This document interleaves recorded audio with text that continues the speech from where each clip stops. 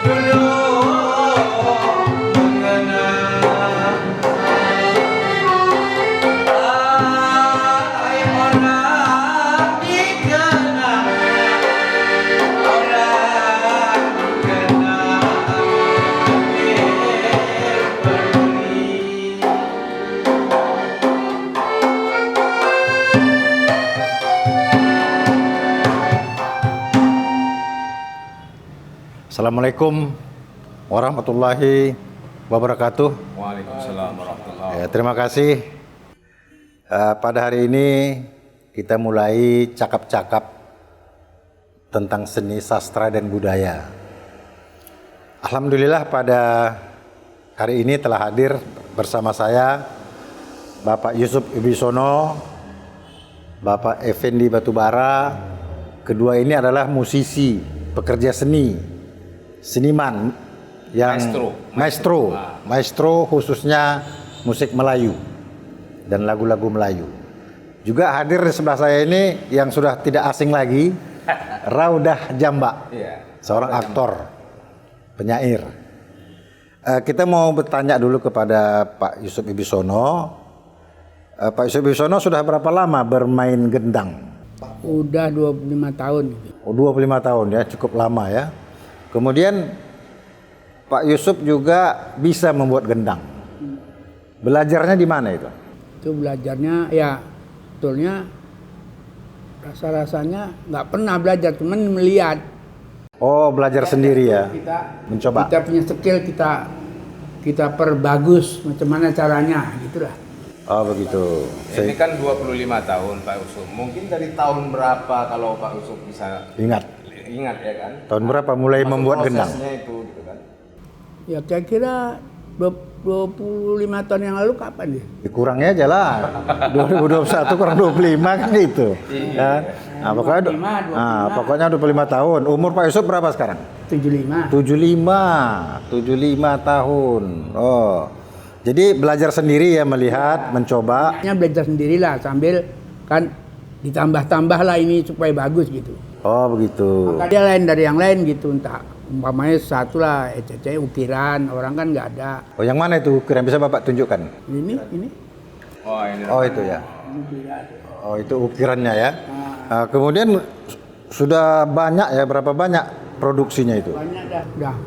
Nggak ingat lah, tapi udah beratus lah orang dulu dari Malaysia, Australia, Amerika. Oh, Amerika ya. Katanya pernah seorang peneliti Amerika datang ke tempat Pak Yusuf ya, untuk meneliti gendang. Ya, Amerika, Australia, Belanda.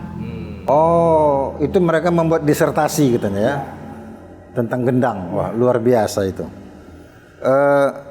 Kemana aja itu penyebarannya di samping tadi? Penyebarannya karena kebetulan Rizal itu dosen. Dulu ada ini kerjasama Australia, Amerika, satu lagi apa itu ya? Belanda, kerjasama ini mahasiswa ini apa nih? Oh. Apa ya tadi? Rizal Siagi ya? Dari Segian, oh ya. Jadi dialah yang ngetua itu semua dia. Dia yang bawa orang itu kemari. Saya kalau mau belajar gendang, Bapak Yusuf mau meneliti dia dah. Masuk dari Belanda kemari, bawa. Jadilah itu dari Amerika, dari Australia, dia yang bawa. Apa saja yang diteliti mereka itu tentang gendang ini? Pertama kali kok bisa bagus suaranya, itu satu. Kedua ini kayunya kayu apa, itu kulitnya kulit apa, itu rotan apa, gitulah kira-kira. Oh, jadi kayunya kayu apa ini? Kayunya tergantung, kayunya itu yang seringnya yang utama kayu kelapa lah. Oh, batang kelapa, batang kelapa. Kenapa batang kelapa? Kan perlu juga tahu ini, kenapa batang kelapa? Ya, karena pertama orang zaman dulu itu mudah ngoreknya. Dia kan di tengah lembek itu. Yang keras, yang pinggir keras nggak tepahat dia, tengah aja. Itulah. Jadi mudah. Satu, nyari batangnya pun mudah. Nah, di kampung-kampung boleh dikatakan nggak usah beli pun bisa gitulah. Jadi satu batang kelapa itu bisa cuma satu ya? Cuma satu. Cuma satu ya. Oh. Bawahnya aja. Di samping kelapa apa lagi? Ya udah nanti nangka. Nah, nangka tapi cari yang besar sekarang susah. Jadi ya mahoni lah. Mahoni ya. Mahoni kan banyak yang besar. Iya. Nah, itulah mau kita bikin besar, mau bikin kecil, tinggal ngerautnya aja. Dia kan dibubut. Jadi ada ukuran besar, ada ukuran sedang, ada ukuran kecil ya. 3 macam ya. Kelapa, mahoni, Nangka. nangka. Itu nggak berpengaruh dengan bunyi itu, Bos? Paling bagus nangka. Nangka paling kalau untuk bunyi ya. Karena nangka itu kalau di Jawa pun dibikin dung apa itu? Gamelan. Itunya yang dibikin tuh. Oh, tempatnya itu ya. Papanya itu dibikin. Dung yang dipukul itu apanya itu? Itulah. Berarti bagus sekali kayu nangka ini, dan kita bikin genang memang bagus betul. Cuman payah cari yang besar itu aja. Kalau boleh ada yang besar yang mungkin kayu nangka lah paling bagus. Oh gitu. Nyaring dia. Nyaring ya. Jadi nangka itu bunyinya lebih bagus. Yang kedua kelapa. Baru yang ketiga mahoni untuk suara ya. Nama gendang ini Pak Pung ya. Mungkin dari bunyinya itu ya, Pak Pung itu ya. Kemudian apa ada penerus Pak Yusuf yang bisa membuat gendang ini? Nampaknya banyak yang belajar dari Unimek, dari USU. Tapi nampaknya nggak jalan, nggak komunikasinya nggak ada. Aku udah berhasil ditunjukkan gitu nggak. Udah dari di dosennya itu suruh kemari belajar sama Pak Yusuf. Banyak itu perempuan, laki. Kadang sekali datang 5 orang.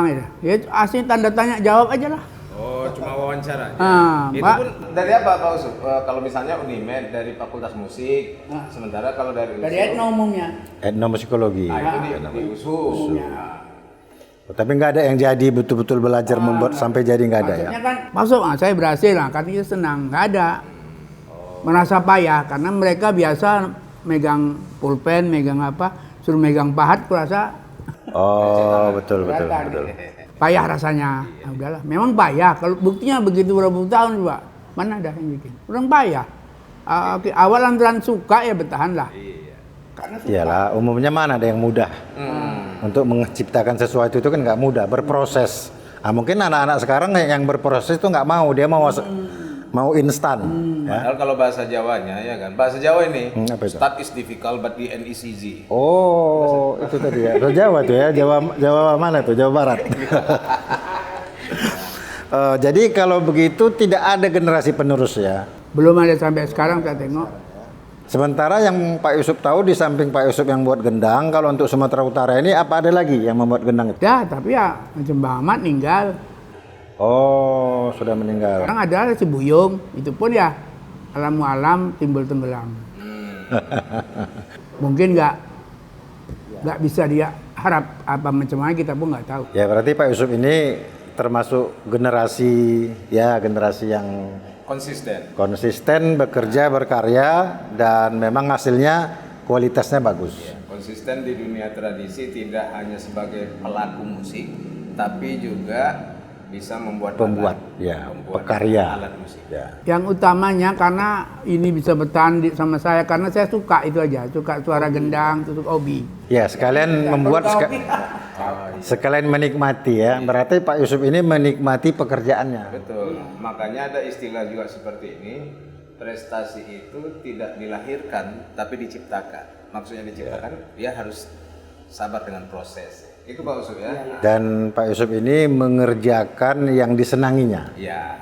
bukan menyenangi pekerjaan. Iya. Nah, gitu. Iya. Mengerjakan yang disenangi. Ya. Itu ada juga filsafatnya. Iya, ya, kan? ada masuk. Jadi harapan Pak Yusuf gimana dengan langkanya tidak ada generasi penerus, bagaimana nasib perkembangan musik Melayu ataupun alat-alat? Ya kita mengharapkan juga ada yang mau belajar, tapi sampai sekarang nggak ada. Lagu-lagu lama tradisi, lagu-lagu ronggeng, Pak Pung istilah lagu Pak Pung lah ya. Banyak saya dapat dari ronggeng yang dulu. Saya dekat, kemana orang itu saya dibawa. Yusuf senang nama saya, ikut. Nah itulah. Ya makanya Pak Yusuf dikenal sebagai Yusuf Gendang. Kalau dibilang Yusuf Gendang udah tahu lah itu kan. Nah berarti melekat dia dengan profesi. Enggak, tadi baru dengar tadi nama Pak Yusuf tadi Yusuf Wibisono. Wibisono. Berarti orang Jawa. Ah iyalah. Ini orang Jawa mencintai Melayu ya kan? Kalau ya Wibisono itu orang Jawa, tapi kalau orang Sunda Wibisana. Ya, Nah, itu bedanya. Iya, macam ada beberapa saudara-saudara kita, ya kan, misalnya Amir Arsyad Nasution, Almarhum. termasuk juga Retno Ayumi itu Jawa. Oh ya. Jawa. Jadi beberapa di antaranya ini justru mengembangkan dan konsisten dengan Ya. tradisi Melayu. Artinya untuk peminat dan pengembang musik-musik etnis ini tidak harus dia sesuai dengan etnisnya. Tidak harus orang Melayu yang mengembangkan musik Melayu. Orang-orang non Melayu justru yang lebih banyak penggemar musik Melayu. Maksudnya yang bukan Melayu saja, gitulah. Iya. Bukan Melayu saja sangat cinta. Apalagi tradisi Melayu dan musik-musik Melayu atau ala-ala musik Melayu. Nah, diharapkan orang Melayu lebih lagi seharusnya, gitu Pak Surya. Nah, kemudian di sini hadir juga Pak Pendi Batubara. Ini coba Pak Raudah coba nanya. Ini Pak Pendi ini kan juga pemain gendang.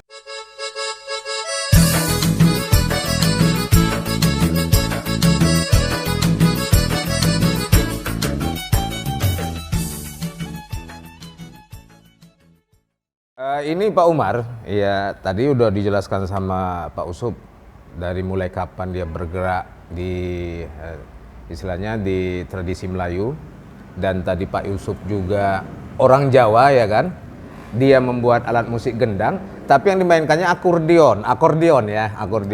Nah, untuk yang gendang khususnya ada Pak Pendi di sini. Pak Pendi. Nah, jadi perlu juga kita tanya Pak Pendi ini, kira-kira awal bergerak Pak Pendi di musik Melayu, Pak Pendi Batubara. Batubara. Ya, Batubara ya kan. Sekarang lebih dikenal dengan Pendi Gendang juga. Pendi Gendang juga. Nah, jadi kira-kira awal mula bergerak di dunia tradisi Melayu ini, termasuk sepak terjangnya, mungkin bisa Pak Pendi ceritakan, dan sekarang berada di mana posisinya. Itu aja, silakan Pak. Saya ini begendang ini mula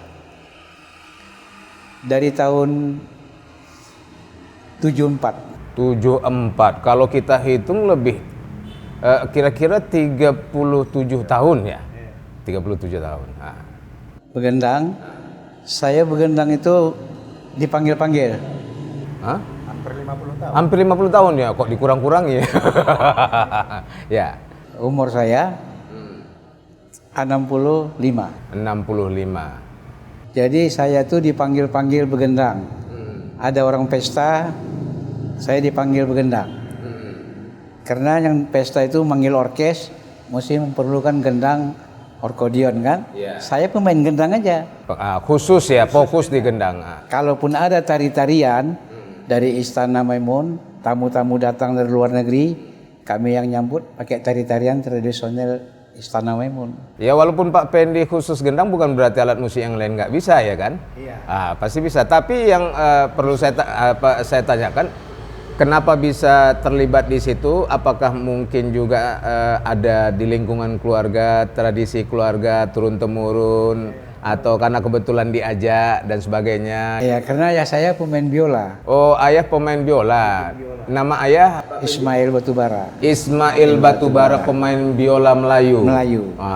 Jadi kalau seangkatan mana itu? Itu tahun-tahun 60-an ke bawah lah. 60-an, angkatan kira-kira Piramli lah itu ya. Iyalah, Piramli muda-mudanya. Piramli masa mudanya. Termasuk Ahmad Jais yang muda-mudanya. Iya. Masa itu yang kalau misalnya Pak Pendi tahu, yang pemain-pemain gendang selain Pak Pendi waktu itu siapa saja itu? Oh itu udah lama lah. Nggak ingat lagi lah ya. Ada juga Tutur dari Binjai. Dari Binjai. Hairudin. Iya. Mbah Ici, Julkipli. Julkipli, Mbah Ici pemain. Pak Ici. Yang ya dan meninggal juga. Iya, bisa dimainkan sebentar gendang. Aduh, gimana caranya ya? Bisa Pak ya? Iya. Agak sepukul ya kan? Memang kalau gendangnya memang mesti dipukul. Iya. Nah, jangan sepukul tadi ya kan, berpukul-pukul. Iya. Oke. Jadi sambil nunggu Sambil dijelaskan nih. Iya, dijelaskan. Ini pukulan apa? Jadi ini saya pukul gendang ini. Kalau misalnya sumpamanya senandung dia pukulannya 4/4. Oh, kalau senandung 4/4 ya, 4. Ini dia senandung. Tapi kalau dia tanda dia, tanda.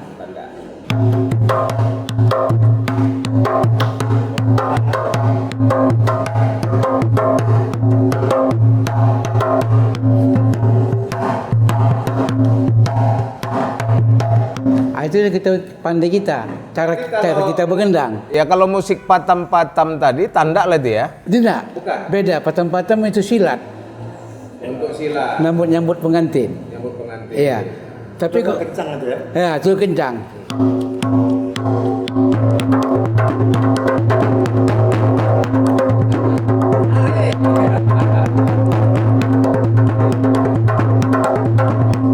Itu. Jadi kalau misalnya rata saja dia nggak baik pula. Harus dia dikasih bunga. Oh, bunga. Ya kan?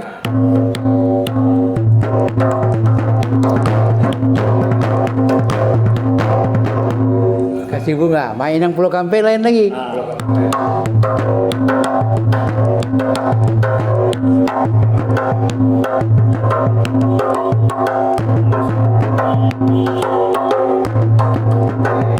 Kalau serapan 12 Lampung Belas.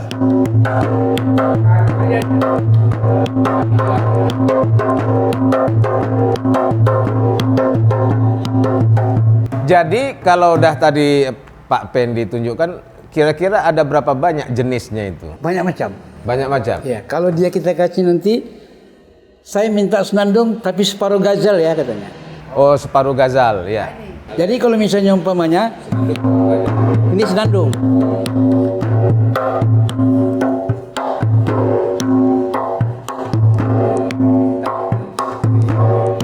Itu gazal.